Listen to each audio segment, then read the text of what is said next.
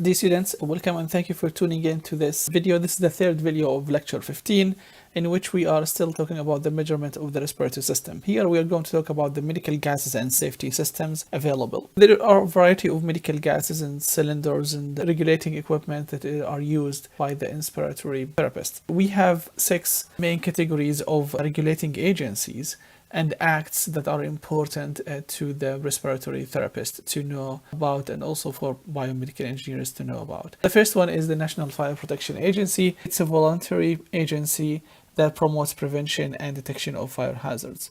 Also, you have the U.S. Department of Transportation, which regulates gas cylinder construction, testing, and maintenance. Also, we have something called the Compressed Gas Association. This association actually develops safest methods for handling compressed gases. We have also 2 acts. We have the Federal Food, Drug, and Cosmetic Act that regulates shipment of medical gases in interstate commerce and provides standards through the Pharmacopoeia of the United States. Also, we have the Federal Occupational Safety and Health Act of the 1970, which is the OSHA, which is a very important act because it provides for federal inspections of facilities used to store inflammable gases. Also, we have the local and state agencies that provide safeguards for their communities from the hazards of storing and transporting and the use of compressed gases. It's very important for biomedical engineers as well as respiratory therapists to understand and know what are the guidelines and regulations that they need to follow for safety reasons.